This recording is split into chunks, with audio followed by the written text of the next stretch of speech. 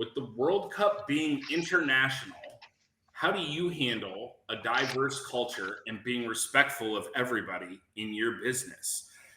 RJ is going to start us out with winning the last round. Let's go.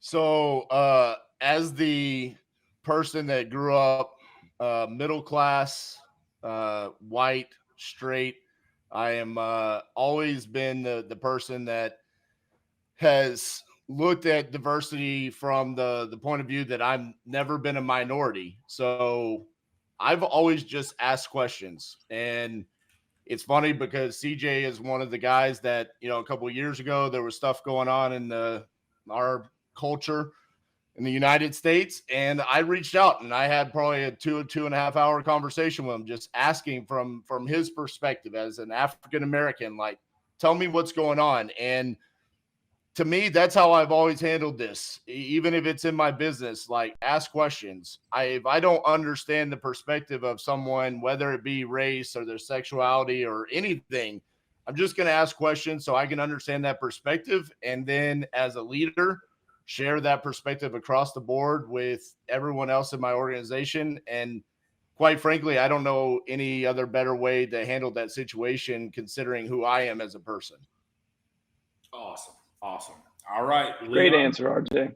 Great answer, RJ. That was well said, my friend. Understanding others, the first way that you do that is ask questions. And as most of you don't know this, but as a biracial kid growing up in predominantly African-American neighborhoods, even though I don't necessarily look biracial, I was typically the minority in my experience of growing up. And the best thing that happened to me was growing up in a rainbow of humanity.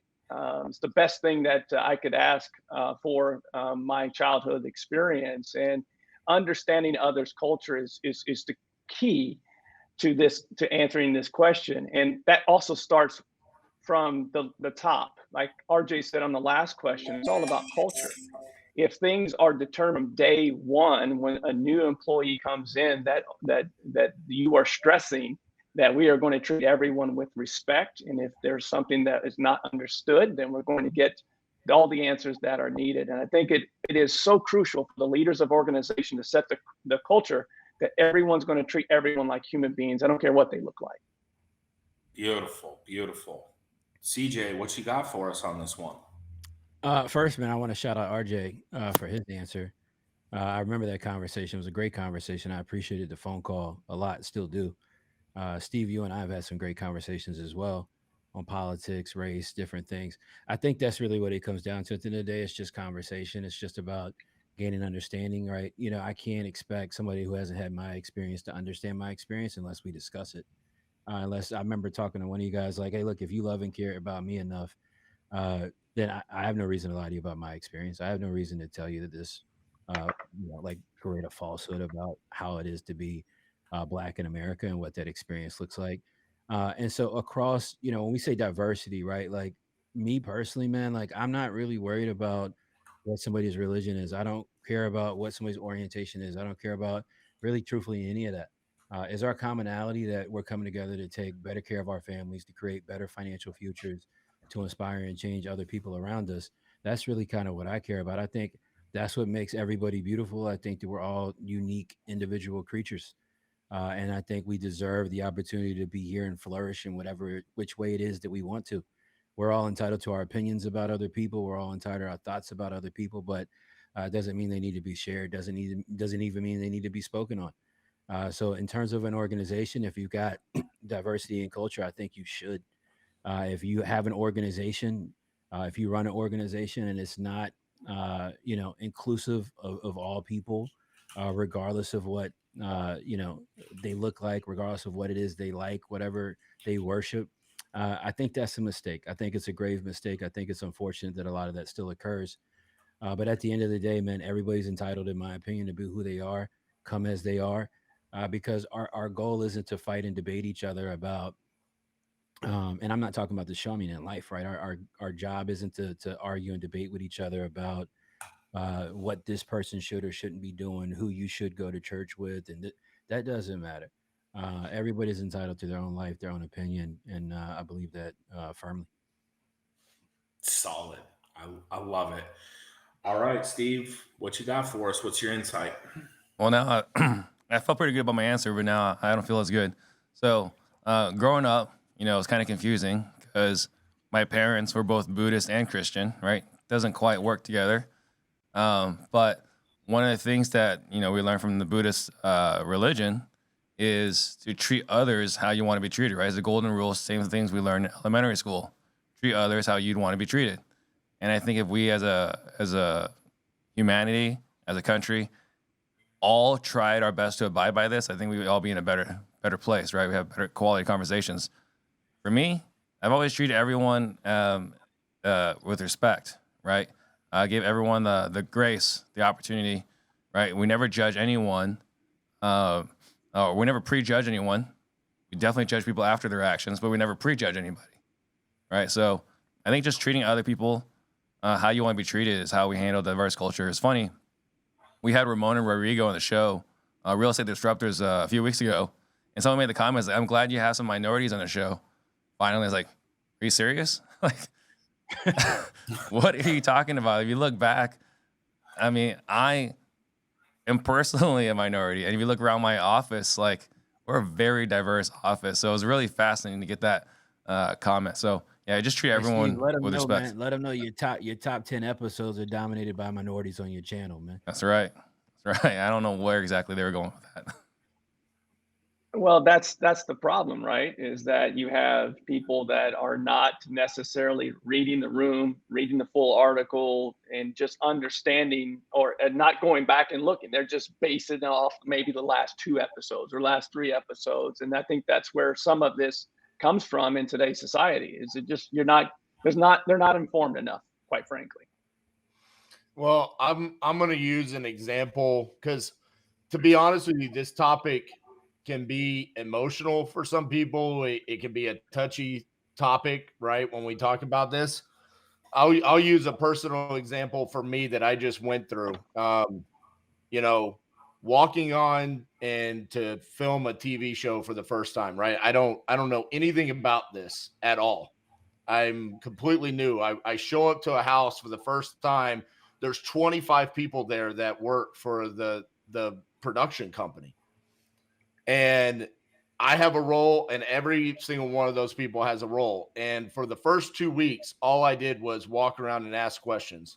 What are you doing? Why are you doing it this way? What's your role? Why do you do it this way? Now, every single day that I show up, I have a level of respect for every single person on that set because I understand what their role and responsibility is and the impact that they make to the end goal that we have.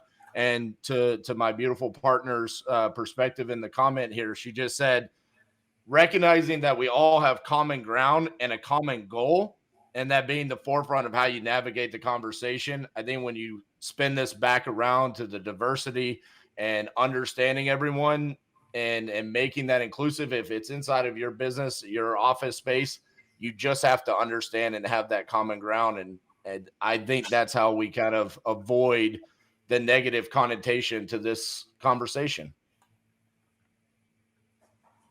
Man, you guys came with it on that one. Yeah. Can I say that this may be the most serious, best segment that we've ever had on this show? It's really good.